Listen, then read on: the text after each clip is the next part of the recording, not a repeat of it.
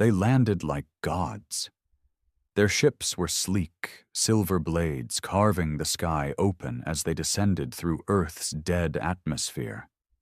The broadcast said they came to liberate the remnants. What a joke. They came with arrogance, with perfectly polished armor and genetically enhanced soldiers, 10 feet tall, breathing through filters like they couldn't stand the stink of what was left of humanity. The Empire called them peace bringers. We called them walking coffins. They'd already taken the colonies. Mars folded without a shot. Luna tried to fight and got turned into a floating graveyard. So by the time they came to Earth, they were drunk on victory, high off our extinction. They thought we were finished. They were wrong. I remember the way they stepped onto our soil, like it was already theirs. Towering figures with eyes like ice, weapons we didn't recognize, and that smug confidence only conquerors wear. They looked around the ruins of Chicago, what used to be Chicago, and said, "Your resistance is over." I laughed. Right there, behind a burnt-out truck, holding a homemade rail launcher stitched together with scrap metal, battery packs, and hate. I didn't mean to laugh. It just came out. Quiet at first, then loud. The kind that catches in your chest when the madness is too much. One of the elites turned to me. 7 fingers wrapped around a plasma blade, armor that pulsed with energy, like it was alive. He tilted his head. "Amusement?" it said, voice filtered through a translator. "You find your defeat humorous?" "No," I said. "I find your funeral funny." Then I pulled the trigger. The shot cracked through the street and tore his head off. Clean. Fast. The body didn't even fall right, just slumped like someone cut its strings. Silence. That was the first kill. The moment the illusion cracked, the Peacebringers paused, confused. It wasn't supposed to go like that.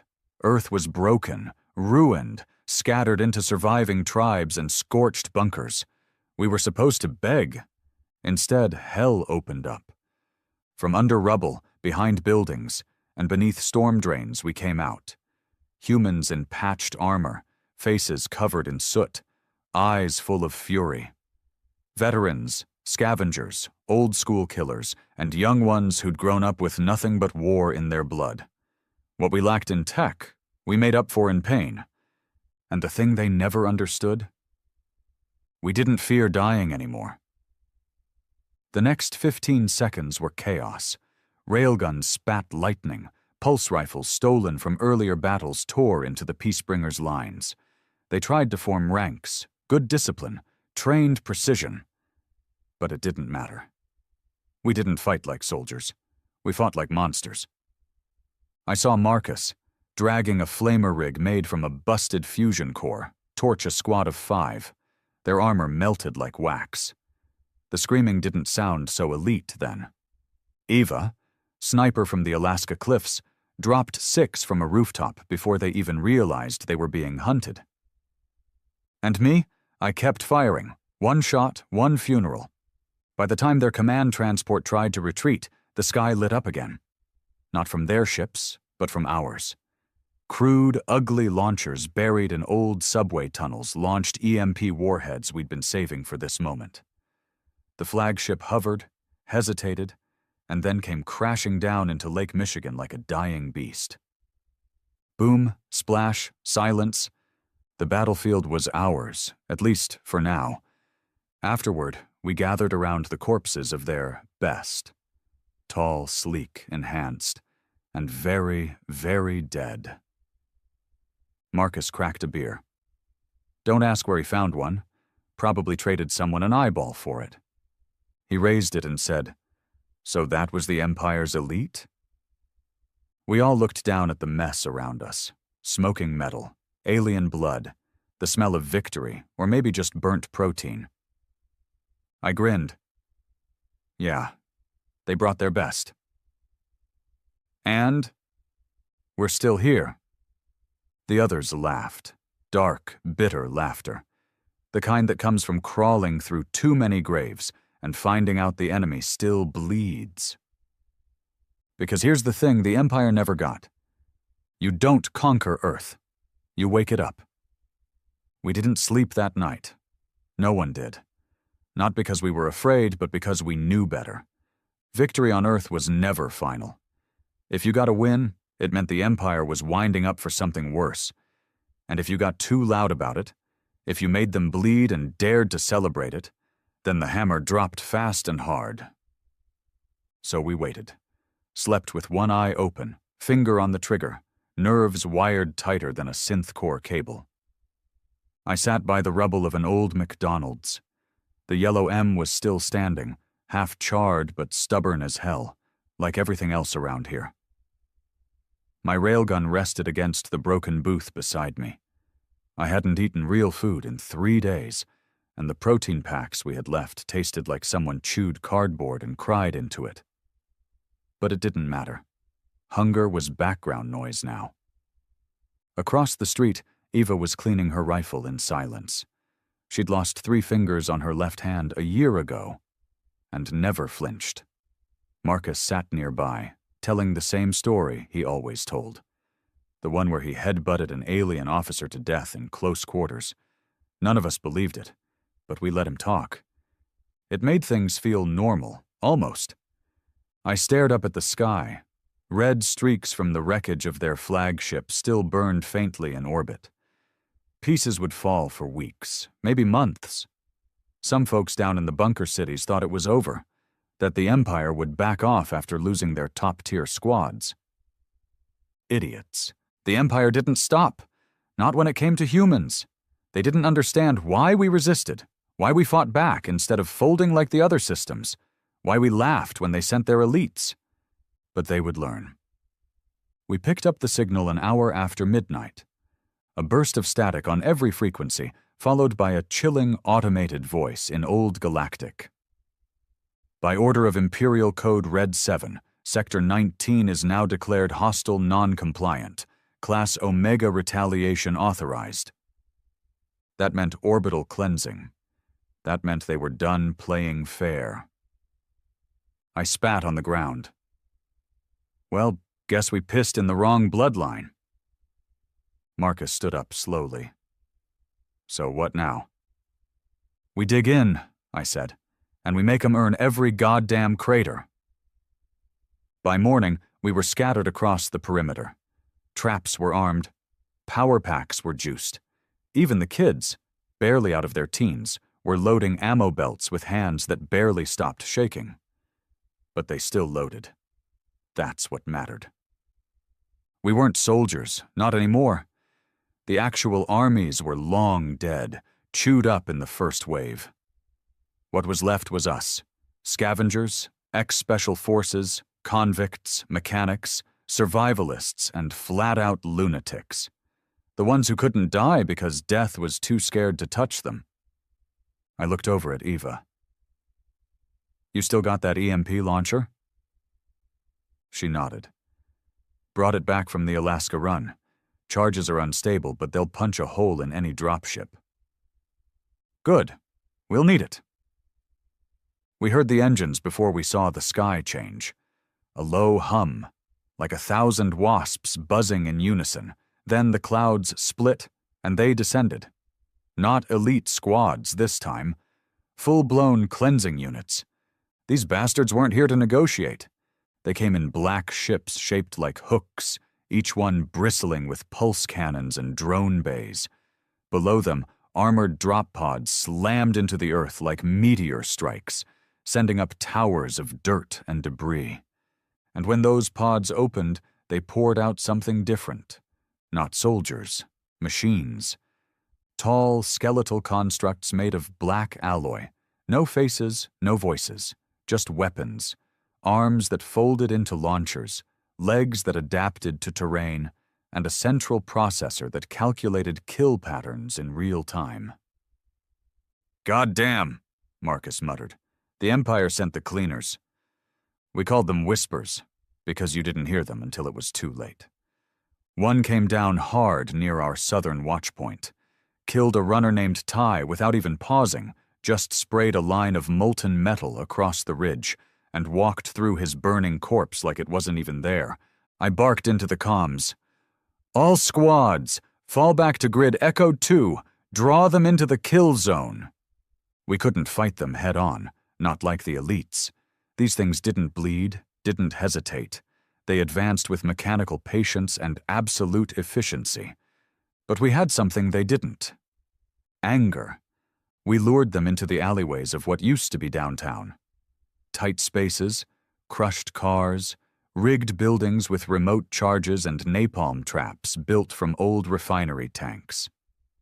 The first whisper entered a street we called Hell's Throat. It didn't come out. Boom. Whole section came down on it. Brick, steel, flame. We saw it thrashing in the fire, trying to recalculate its path. Then it collapsed. But they kept coming. Second wave moved smarter, scanned the terrain, sent recon drones ahead. We lost 4 men before I figured out their pattern. 5-second pulse sweeps, every 30 meters. Blind spots between. I used one of those blind spots to slide into position behind a downed bus. Eva was already there, setting up her shot. "Got one clean," she whispered. "Big one. Command unit." I looked through my scope. She wasn't wrong. It had 3 antennae coming out of its back and moved with deliberate control. Others followed it like ants. "Take it," I said. One shot. Straight through the central node. It jerked, then stiffened. All the other units paused. Confused. And that's when our teams moved in. Grenades, firebombs, EMP lances. We hit them with everything. They stuttered, malfunctioned. One of them started twitching and tore its own arm off. Still, we paid for every inch in blood. Marcus took a hit to the gut from a drone mine. He kept fighting, held his intestines in with duct tape and swore he'd live just to spite the bastards. I believed him. 3 hours in, the sky went black again. I thought it was more ships. I was wrong. It was a Shadow-class orbital crawler. We didn't even know the Empire still had those. They were banned in half the galaxy. Cities weren't fought against those things. They were erased. It hovered over our sector, blocking out the sun, and then it started drilling down. The ground shook. Tunnels collapsed. 2 bunkers caved in before we even knew what was happening. People screaming on comms. Static everywhere. They weren't fighting anymore. They were burying us alive. In the middle of that chaos, I ran, not out of fear, but because there was one last thing we hadn't tried. Something deep underground. Something the old world left behind. The HADES protocol. No one knew if it still worked. It was designed for last stands, when humanity had nothing left but vengeance. I found the control chamber beneath the ruins of an old bank, sealed behind blast doors nobody had opened in 20 years. My handprint barely registered. I had to slice my palm and bleed on the scanner. It opened. Dark room. Cold. Full of dust and dormant fury. A single console. Flickering screen. "Hades protocol engaged?" Yes, no. I didn't hesitate. Yes. Above me, the ground began to quake in a different rhythm. Hades wasn't a weapon. It was a network of buried fusion cores tied to old military nodes from the last global war. It didn't just blow things up. It created localized blackouts, radiation fields, and kinetic wave surges that shattered synthetic circuits. Basically, it turned the battlefield into hell. I came back up as the first wave of explosions rippled through the crawler's underbelly, saw the sky light up with blue flame, watched the whispers freeze mid-move and drop, twitching like broken puppets. And when the crawler started collapsing, I smiled. "Welcome to Earth," I said, as fire rained down around me. "We won that day. Barely. We lost over 300 fighters. Half our bunkers were gone.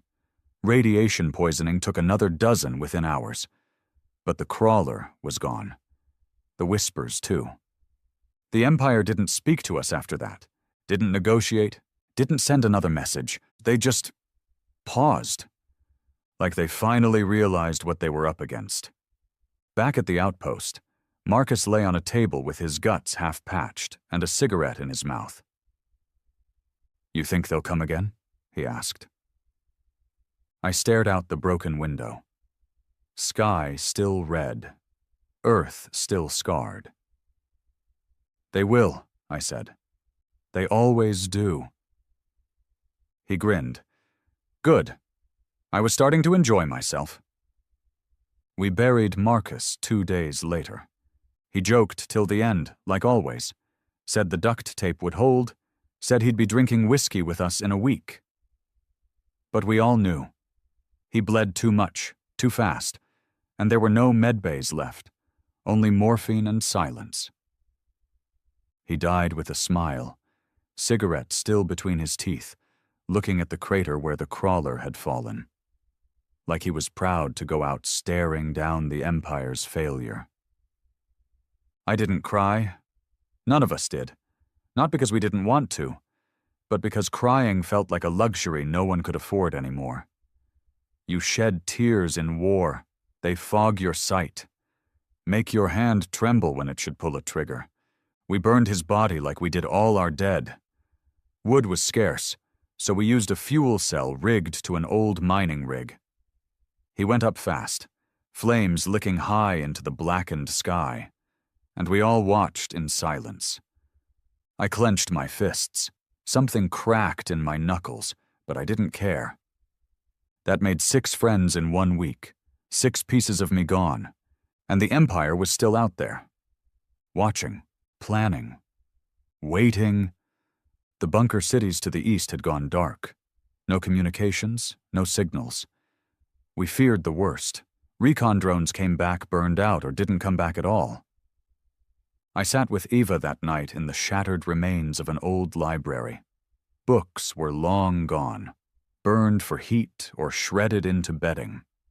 She was patching around into her sniper's stock with a solder iron, eyes sharp but tired. "They're softening us," she said. I nodded. "They're bleeding us slow. No more full force, just the occasional drop team, testing defenses, measuring response." "Probing," she muttered. "They're not done." "No," I said, "not even close." We both knew what was next. We had to stop waiting, stop surviving, stop hiding in the ruins like rats hoping the predator gets bored. It was time to take the fight to them. We called it Operation Hellwake. The idea came from a bitter old engineer named Roth, a cranky bastard who used to build deep space mining ships before the Empire torched his family colony. He had access codes from the old Mars expeditions, codes tied to jump gates the Empire never shut down because they assumed Earth would never get that far again. They were wrong. We didn't have ships. We built them. Scrap from downed cruisers, old Earth shuttles with armor bolted on like patchwork, engines that wheezed and rattled but flew if you kicked them hard enough. Our flagship was a refitted garbage hauler we named Vengeance Protocol. Ugly as sin, but strong and angry. We packed it with 50 of our best: snipers, saboteurs, ex-spec ops, demolitions experts, and one psychotic kid named Deke who liked explosives a little too much. I led them. Not because I wanted to, but because the rest refused anyone else. Eva was my second, always watching my back, always knowing when I needed to keep moving and when I needed to shut the hell up. We prepped for launch from an old mining canyon in Colorado. Took 3 weeks to charge the drive cores. In that time, 2 more Empire skirmish groups hit the west outposts. We didn't even respond, not because we couldn't, but because we weren't there anymore. We had bigger targets. The gate opened like a tear in space. Jump drives hummed, pressure built until ears bled and teeth rattled, And then, like being yanked through a meat grinder of stars, we were in. Sector 9, Zulu, Empire Forward Base. Cold, silent, beautiful in a terrifying kind of way. 3 moons, gas giant in the distance, and floating just beyond the orbit ring, a station the size of Manhattan. Iskar Command. That was where the orders came from, where the decisions were made, where they'd sent the signal that marked Earth for extermination. I wanted to burn it out of the sky. We had one shot. Our ship came in cold, no engine signature, gliding on inertia. Roth had programmed a dead code ID that mimicked one of their lost scouts. They didn't even blink when we got within 100 kilometers. Then Deke launched the pods. 10 of us, each in a mag pod, aimed straight at the station's underbelly. We hit like bullets, no alarms, no screams, just silence as we cut our way inside. Once in, we split up. Objective: detonate the core, kill command, sabotage transmission relays, and send a message. Earth does not bow. I went straight for the central deck. 2 guards stopped me. Tall, armored. Not peace bringers, station security. Arrogant, bored. They didn't even raise their weapons in time. Shot one through the faceplate. The other tried to run. I caught him, knifed him through the neck joint. He twitched and slumped. Eva's voice came through the comms. Deck 7 clear. Deke's planting the primary bomb. Roger. Heading to Ops Console. I reached it 2 minutes later. A sleek panel of lights and symbols. Old Galactic script running diagnostics. I slammed a charge pack into the port and hacked it. Then the alarms started. Someone tripped a sensor, Eva said. Deke came on, laughing. Might have been me. They didn't like me rewiring their coolant line into a pressure bomb. The walls shook. Shit, I muttered. They've got a warframe inbound. We need out. No, Eva said coldly. We finish this. The warframe burst through the wall like a demon. 10 feet tall, armored like a tank, eyes glowing red. Empire's last line of defense. I fired. Rail rounds pinged off its chest. Eva came from the side, blasted its knee with a concussive grenade. It stumbled. I lunged, planted a charge on its back, rolled clear. Boom! It didn't scream. It just fell. Mechanical body twitching, smoking, dead. We moved fast after that, regrouped with Deke, helped him wire the last failsafe. 30 seconds till fireworks, he said, grinning with blood on his cheek. We ran, pods fired, explosions followed. From the edge of orbit, we watched Iskar Command go nova, fire blooming like a second sun, consuming everything. Debris scattered into the void. Earth's revenge. Delivered. We made it back, limping, broken, but alive. Crowds were waiting at the canyon site when we touched down. People who hadn't smiled in years smiled. Kids who never knew victory screamed in joy. Roth cried. First time I'd ever seen that grumpy bastard shed a tear. But me? I just looked at the sky, because I knew what came next. This wasn't the end, it was just the spark. The Empire had felt our sting now, and they would come. Not with elites, not with machines, but with everything. And that was fine, because we weren't hiding anymore. Earth had one message now. Come and burn with us. They came at dawn. Not our dawn, but their time, because space doesn't care about Earth's clock. What we did at Iskar Command shook something loose. We knew it would. But we weren't ready for the scale of what followed. 4 days after we returned, sensors in the Pacific relay towers lit up like a Christmas tree dipped in hell. Orbital flashes. 10, 20, then 50 Empire ships phased in above Earth's exosphere. No peacebringers this time, no whispers, No containment strategy. This was a purge. Total, absolute. The kind of operation that left civilizations as ruins and rumors. The Empire had declared us unworthy of mercy, and we gave them the middle finger too loud and too well. Now they were going to answer. The War Council met underground, in the last intact city we still had. Fort Sable, buried beneath what was once Denver. Our recon boys called it the Coffin. Concrete, steel, rebar, heat lines, and power cores buried beneath 100 feet of dirt and old-world wreckage. Fitting name, because if this went bad, that's exactly what it would become. I stood at the center of the room, dirt still on my boots, blood drying on the sleeve of my jacket. Eva stood at my right shoulder, arms folded, eyes fixed on the rotating hologram of the Empire fleet. "They've brought seed ships," one of the techs said. "Planet crackers. Big bastards. They start carving, we won't last a day." "Let them try," I muttered. Roth looked at me like I'd grown a second head. "You want to go toe-to-toe with siege cruisers? With what? Hope and spit?" "No," I said. "With what we've been saving." His eyes narrowed. "You mean—" I nodded.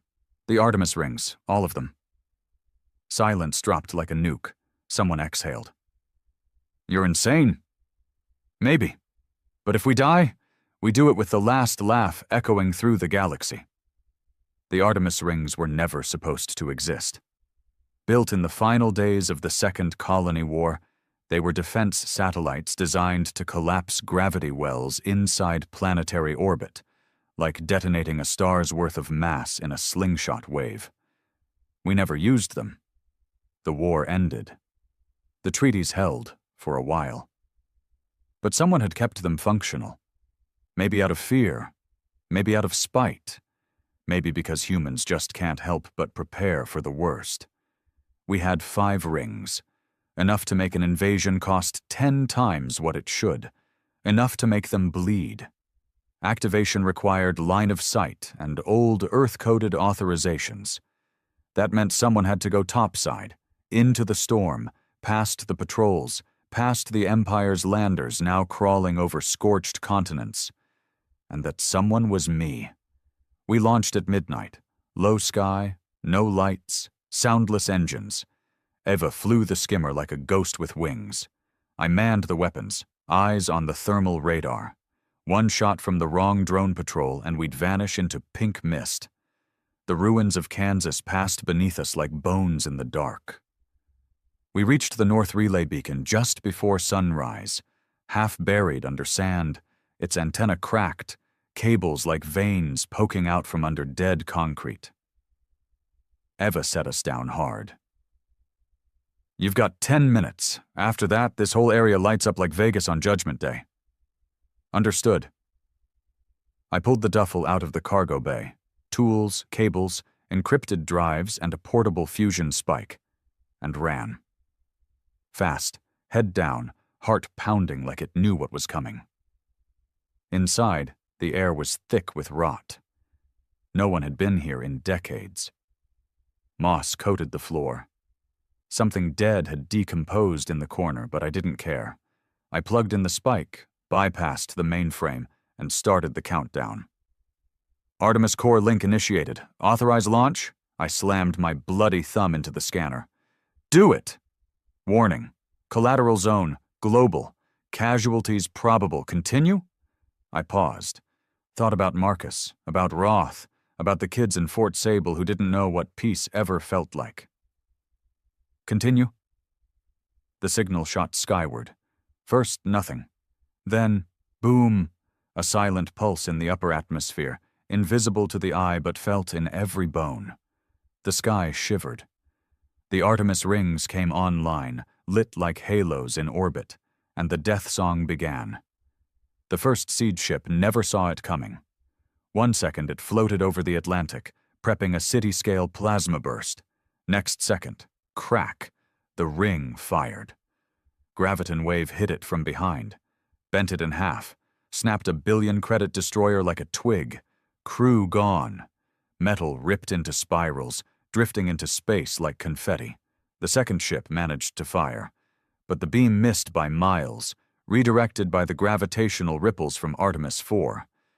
By the time they adjusted, we'd already taken out 3, but now they knew. They started hunting the rings.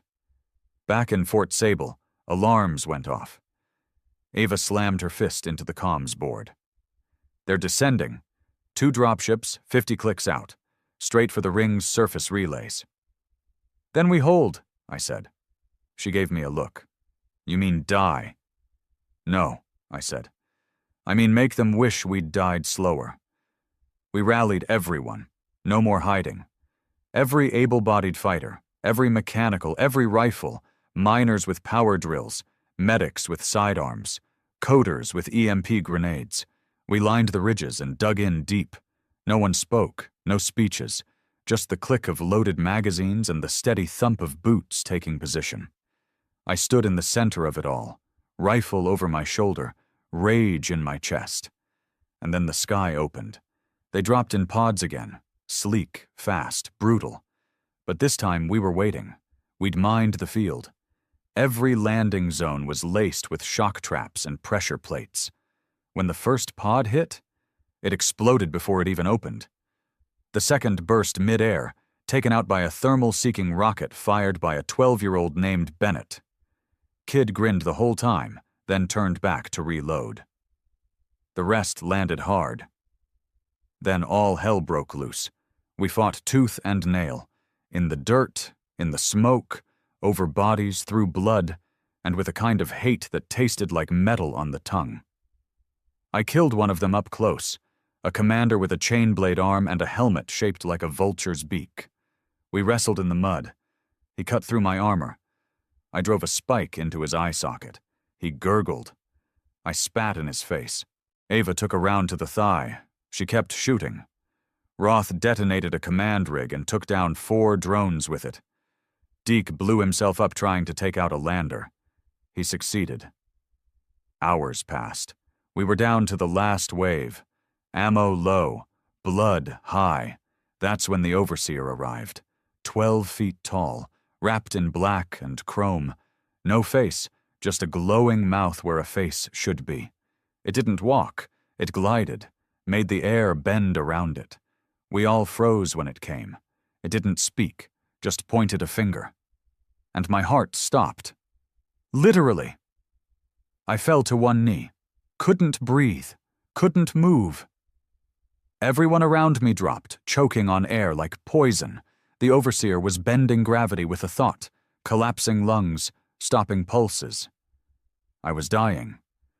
But something in me didn't stop. Not yet. I crawled, inched toward the fallen railgun by Deke's charred corpse, got my hand on the grip, pulled, shot, right into its chest. Nothing. Shot again. Still nothing. Then I saw the crack, small, near the joint. Third shot, direct hit. The Overseer froze, then split in half. Dead. Gravity snapped back. We gasped, sucked air like drowning men. Some puked, others passed out. Me? I got up. Because Earth wasn't finished, and neither was I. When the smoke cleared, only a handful of us were still standing. Ava, bleeding but alive. Roth, missing an arm. Bennett, crying but grinning like a maniac. We looked to the sky. More Empire ships were coming, but so were our rings. Artemis 1 fired again, this time at the fleet's core ship. It shattered like glass. They started retreating, running, fleeing Earth like it was cursed, and maybe it was. But it was ours. And we made sure they knew, if you come for humanity, you better pack your own graves. The sky had stopped burning. For now. Smoke still choked the air. Craters marked the landscape like a god had punched the ground over and over. The scent of melted alloy, blood, and scorched soil mixed into something unforgettable. Something we all started calling victory's breath. Because that's what it was. Survival's ugly aftertaste. The Empire had pulled back. They hadn't sent a retreat signal, no peace offering, no surrender broadcast. They just left, cold and silent. And somehow, that was worse. We found Ava lying against the side of a wrecked pod, leg wrapped in bandages, her face pale, eyes hollow. She wasn't crying. She never did. But something about her looked missing, like a piece of her hadn't made it out of the last firefight. She nodded when she saw me. "You made it." "Barely," I said, crouching beside her. "You?" She tilted her head to the side. "I think part of my soul's still back there with Deke's blown-out boots." I didn't smile. I couldn't. Deke wasn't the only one. We'd lost nearly 70% of our fighters. The Artemis rings were still functional, but 2 were damaged, 1 beyond repair. Roth was in surgery, if you could call stapling nerves and burning flesh closed surgery. We won the ground. But Earth wasn't standing. It was crawling, bleeding, clenching its fists and swearing revenge. The Empire wouldn't stop, not forever. They didn't let problems fester. They erased them. And now Earth wasn't a backwater resistance planet anymore. It was a scar on their record, a threat to their illusion of superiority. So we had a choice. Wait for them to return and finish what they started. Or hit them first and burn their pride to ash. The War Council met 3 days later in what used to be a football stadium, now roofless and cracked open like a crushed can. Ava was there, propped up on a crate with her rifle resting beside her.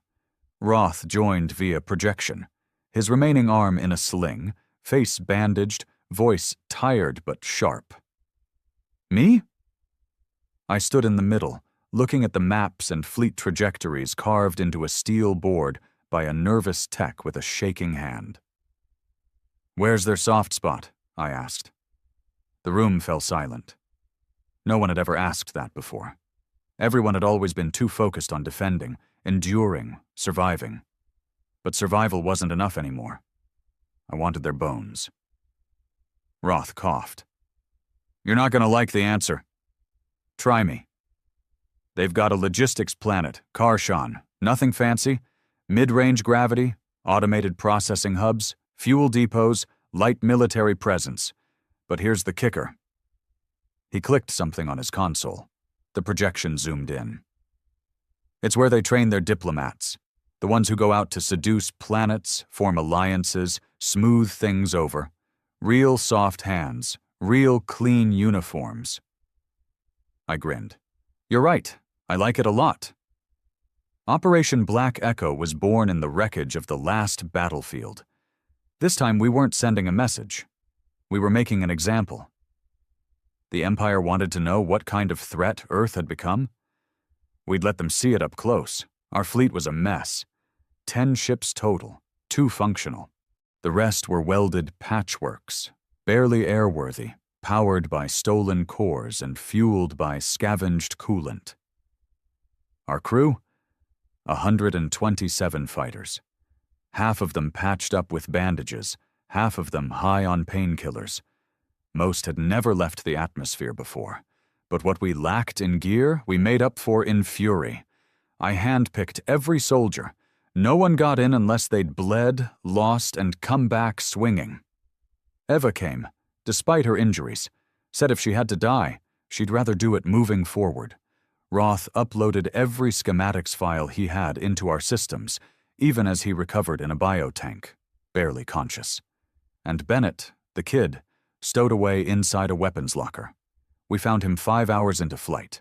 I was going to kick him off at the next fuel station. Then I remembered the shot he landed on the last drone in the siege. I let him stay. The trip to Karshan took 6 days through a hacked jump path. When we dropped out of hyperspace, the system looked quiet. No warships, no alarms, just wide skies, 3 hovering cities, a central orbital ring with antennae like spires, and thousands of clean white towers shaped like petals. It was beautiful, sickeningly beautiful, like looking at the teeth of something pretending not to be a predator. We didn't land quiet. We slammed into their central communications tower, with an impact rigged to create a decoy shockwave. While their security scrambled to assess the crash, our real teams dropped in through cargo tunnels beneath the atmosphere filters. We were inside in under 3 minutes. By 5, we owned the relay hubs. By 10, we had shut down internal defense AIs. By 15, we sent out a message, not to them, to the whole damn galaxy. The broadcast was simple. I stood in front of the Empire's own diplomat seal, my face covered in ash, uniform scorched, my voice calm. To those who sit in crystal palaces while sending machines to butcher our world, this is your reckoning. You sent your best. We buried them. You dropped fire from the sky. We returned it with bones. This world we've taken? It's not a prize. It's a warning. Earth is no longer prey. You can come again. But you won't leave. I ended the message. And then we detonated the fusion drives in their diplomat quarter. Clean buildings melted. White towers turned to slag. And somewhere, across hundreds of light years, 1,000 alien officials pissed themselves. We left the planet in smoke, didn't take it, didn't occupy, just burned it, and went home. Back on Earth, we weren't greeted like heroes. There were no parades, no flowers, just nods, tight handshakes, men and women who finally looked like they could sleep again, kids who weren't afraid to smile, bunkers being cleaned, gardens being planted. Rebuilding started slowly, piece by piece, brick by brick. But the fear was gone. Because we knew something now, the Empire bled, and we made them bleed. I stood with Eva on a cliff overlooking the remains of what used to be Kansas plains. She was walking with a cane now, still sharp-eyed, still dangerous. "Do you think they'll hit back?" she asked. "Eventually," I said. "But we'll be ready." She looked at me, eyebrows raised. "That optimism I hear?" I shook my head. "Not optimism, just preparation."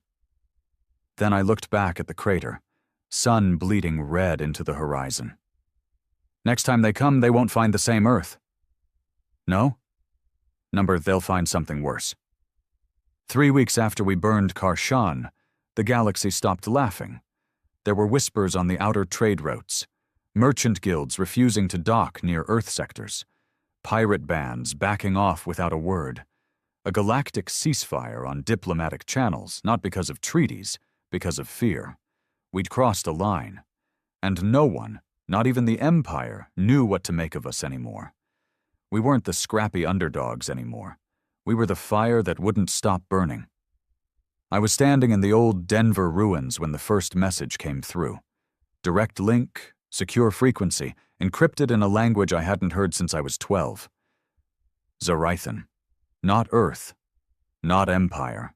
A neutral system. Former clients of the Empire. Known for neutrality, tech expertise, and one hell of a cowardly foreign policy. I nearly deleted it. But something made me pause. The message was short. "We've seen what you did on Karshan. We're no friends of the Empire. But we have something you'll want. Meet at coordinates attached. Come alone. No warships." Eva read it with me. "You going?" "I don't trust it," I said. "But we don't have the luxury of ignoring open hands." She frowned. "Just don't mistake a hand for a blade." The coordinates led to a decommissioned moon base, half submerged in a gas cloud system orbiting a dead world. I took the Vengeance protocol alone, no escort, just cloaked comms and the old pulse pistol Marcus gave me before he bled out on a supply run. Still had the scratch marks on the grip where he'd etched "fight back" in crooked letters. The base was quiet, no lights, no guards. I stepped inside with my pulse rifle raised, senses sharp. A single man was waiting, thin, pale, 3 eyes, long robe like a scientist, not military. "You're the Earth Commander," he said. No greeting. Just that. I nodded. "You're not Empire." "Number, but I worked with them, before Karshan." That made me want to shoot him on the spot. Instead, I let him talk. He called himself Drin Varun, former data strategist for the Empire's border division. fired after he questioned the extermination orders for Earth. "They don't fear you because you're violent," he said.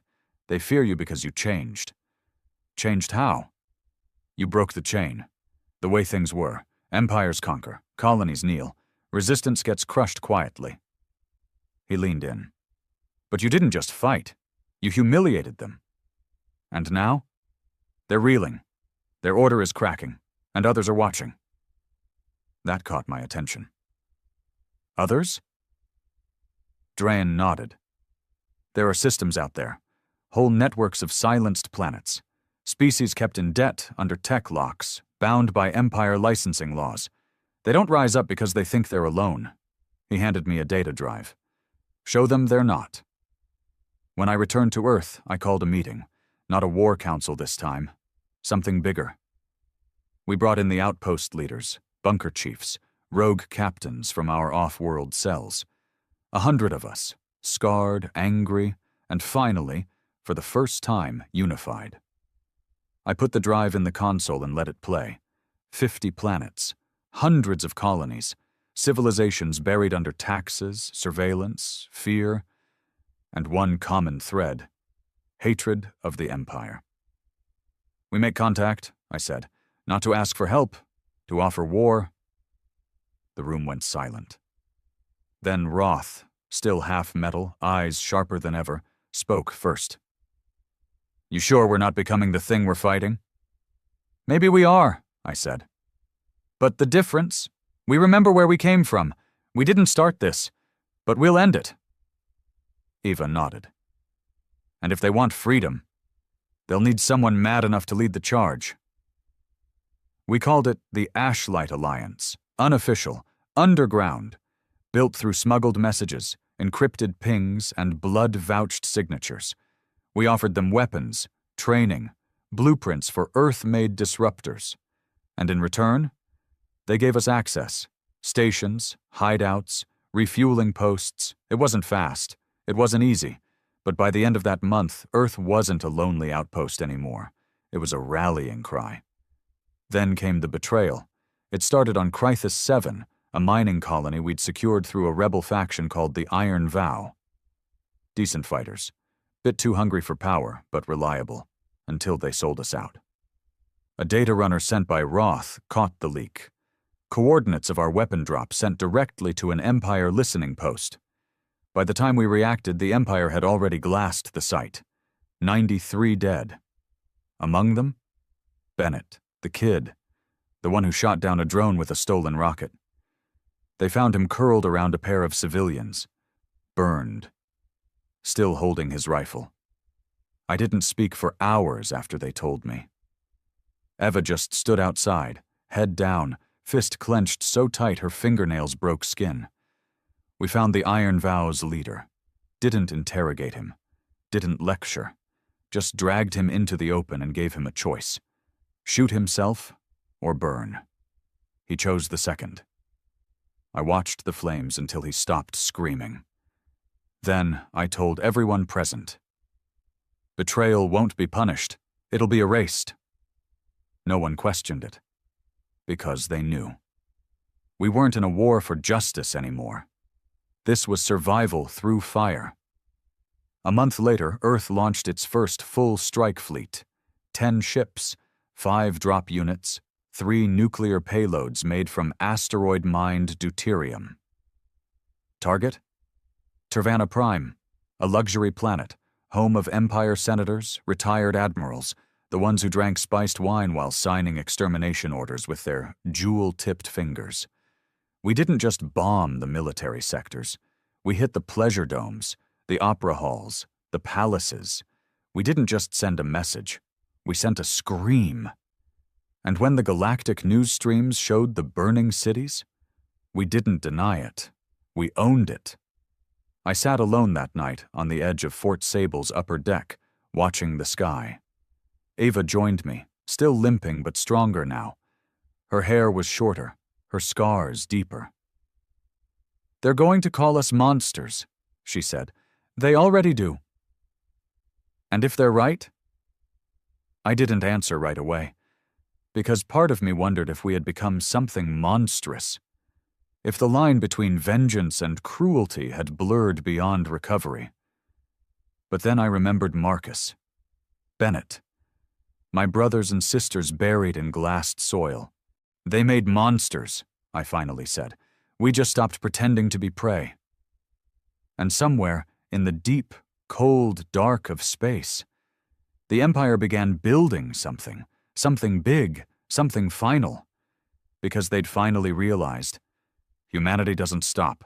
We escalate. We thought we'd seen their worst. The glassings, the whisper units, the orbital crawlers. But those were old weapons, relics of a time when they assumed submission was a guarantee. Now they knew better. Now they were afraid. And fear breeds monsters. The signal came from a broken relay near Europa. Garbled, faint, buried in static. We almost ignored it. But Roth's paranoia saved us again. He had one of his tech rats decrypt it while we were briefing a new strike team. What came through wasn't a distress call, wasn't coordinates. It was a recording, grainy, low-res, but unmistakable. A city, Empire architecture, domed towers, white marble walkways, and in the center of it, a void. Not a weapon, not a bomb, a hole in space, a perfect circle of darkness, 10 kilometers wide, hovering just meters above the surface, swallowing everything beneath it, buildings, roads, screaming citizens. One by one, they vanished into the black. Then came the voice, "This is Project Silence. The next evolution of compliance. There will be no rebellion. There will be no resistance. Only silence." The transmission cut. No demands, no threats, just a demonstration. Roth looked like he'd seen hell again. He limped over to the console and slammed his metal fist into the display, cracking the screen. Eva leaned forward, squinting at the frozen image of the void. "That's not Empire tech."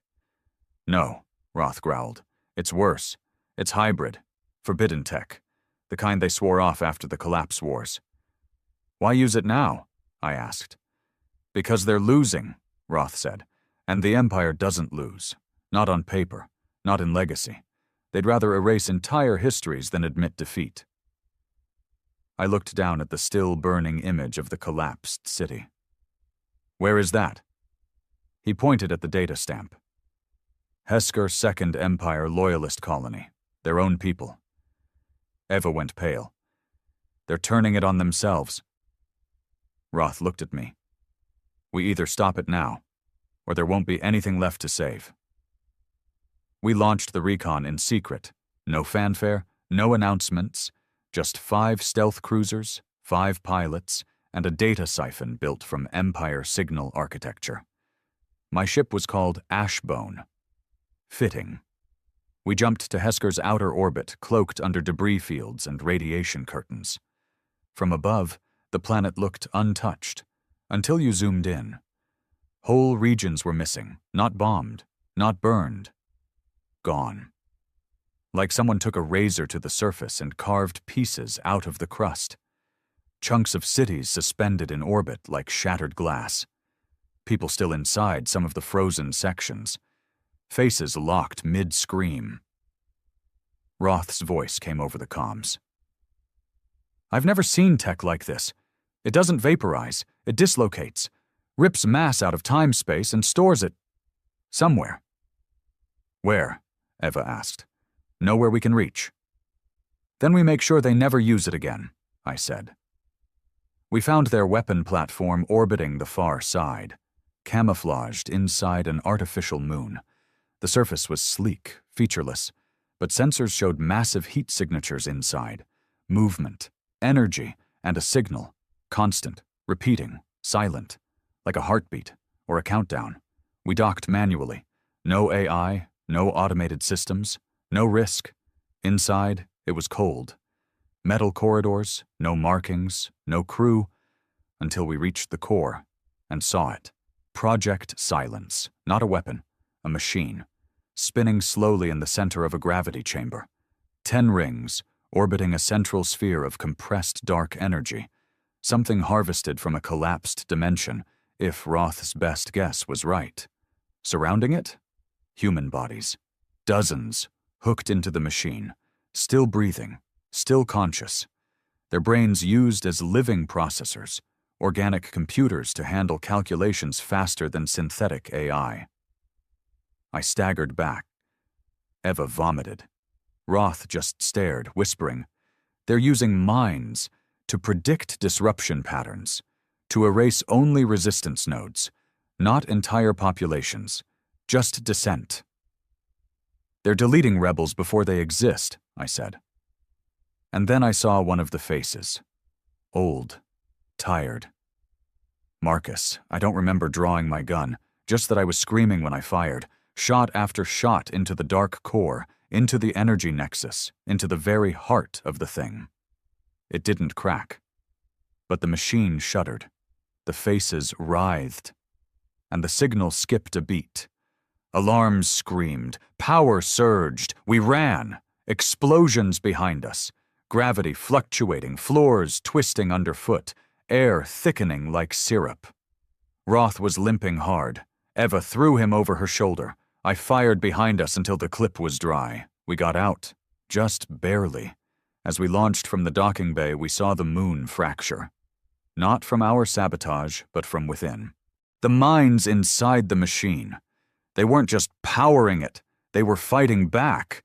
We jumped to Earth, hard, fast, rough.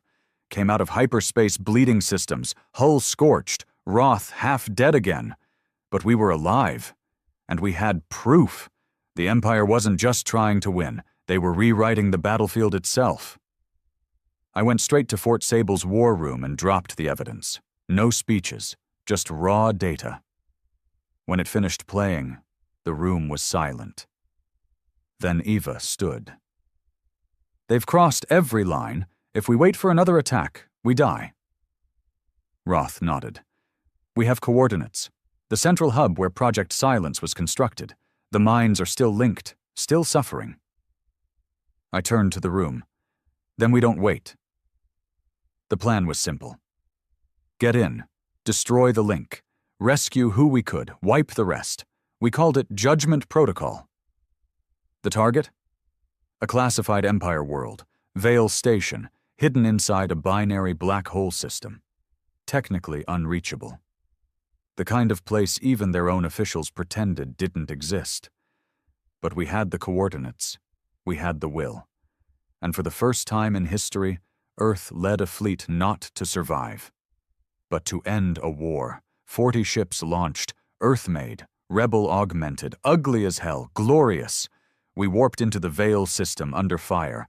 Enemy defenses opened like teeth. Hundreds of drones, laser webs, plasma coils. We plowed through. Losses mounted. 15 ships gone in the first wave. No retreat.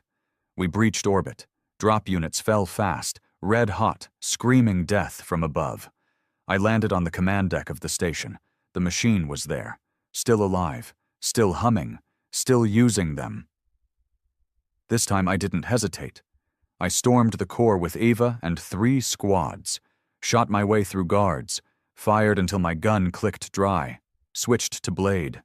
Blood on my hands. Screams in my ears. And at the center? A console. 1 command line. Disconnect all? I hovered my hand, hesitated, because if I hit yes, every mind still wired into Project Silence would die, quickly, painlessly, but still die. They were prisoners, victims, some human, some not, all alive, all suffering. Eva looked at me. "Do it!" I looked at Roth, bleeding out nearby. "Say it!" He didn't hesitate. "End it." I pressed the button. "Confirmed. Disconnecting neural array." Lights dimmed. The machine trembled. The hum stopped. And the screaming stopped with it. The war changed that day. The Empire didn't just lose a weapon. They lost their myth. Because Earth didn't just resist. We fought back. We found their secrets. And we burned them in the open. They stopped sending fleets. Stopped broadcasting threats. Now they send silence. A silence of their own making. And for the first time, maybe ever, we are the storm they fear.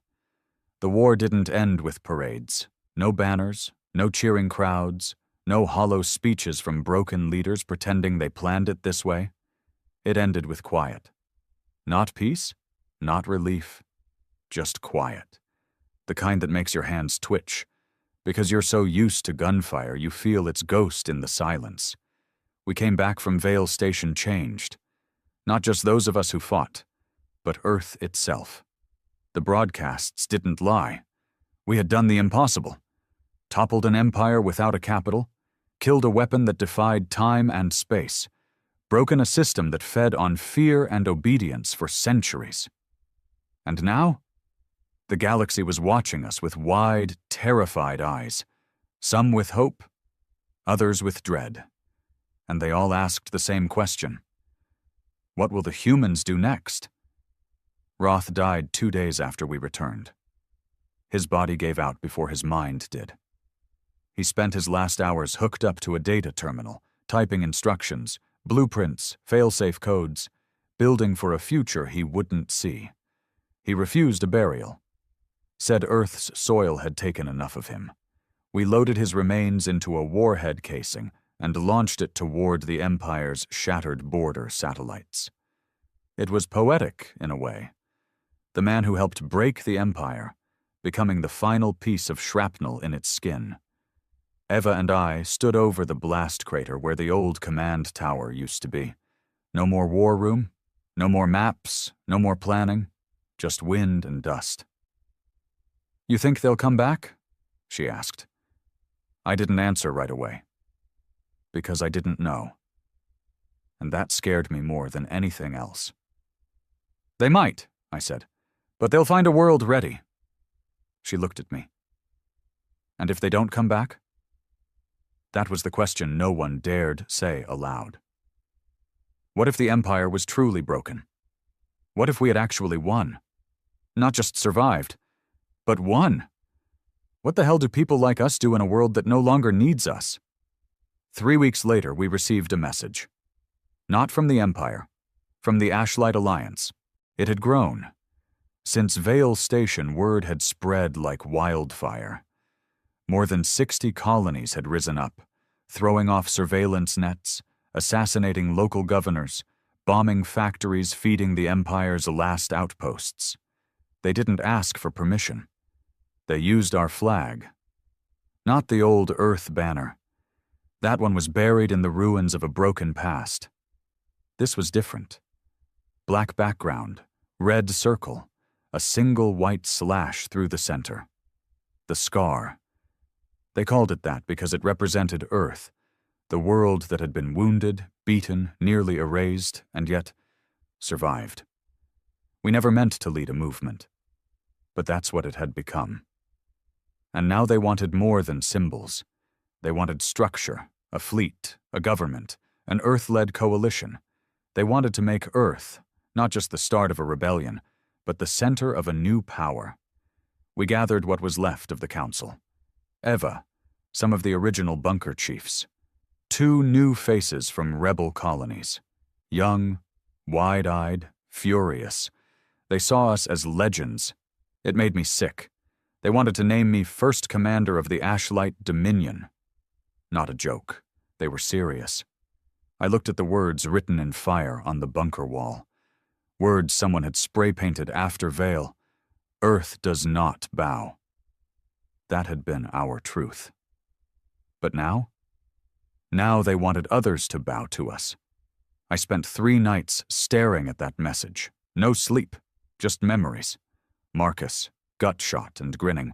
Bennett with his cracked smile and burnt boots. Roth, whispering through blood to make it count. And Eva, who had followed me through hell, through fire, through voids so cold they stripped the soul. We never asked for this. We fought to be left alone. But that's not how history works. The moment you break the machine, the pieces start asking for a new shape, and they expect you to mold it. Eva found me on the last night before the vote.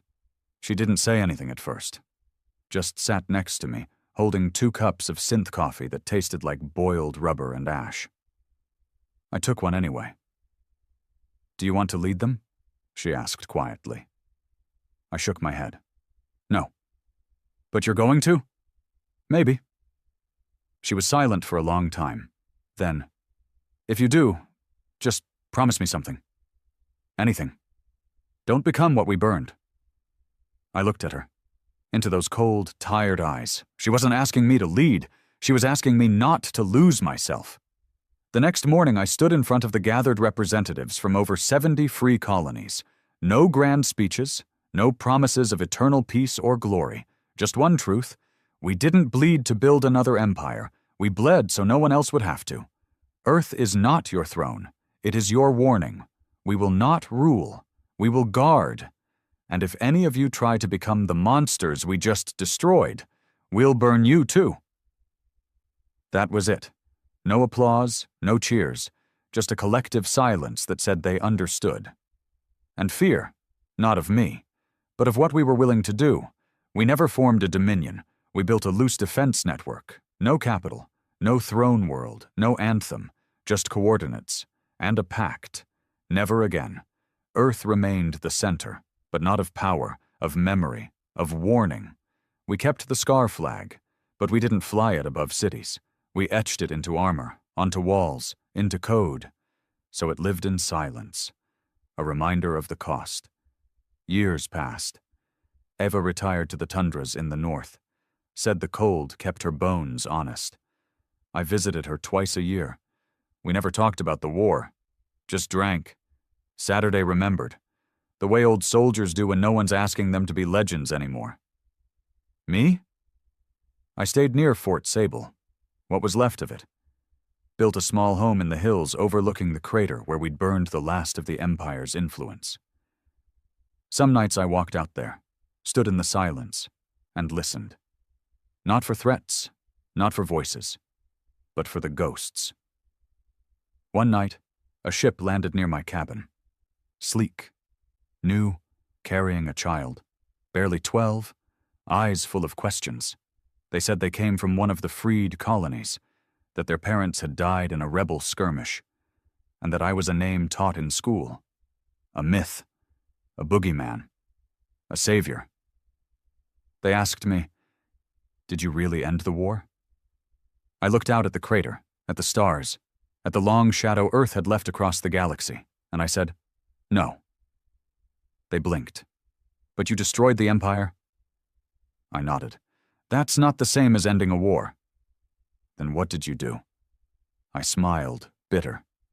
"I reminded the galaxy what happens when you try to kill humanity and leave it breathing." Final line, we weren't the heroes.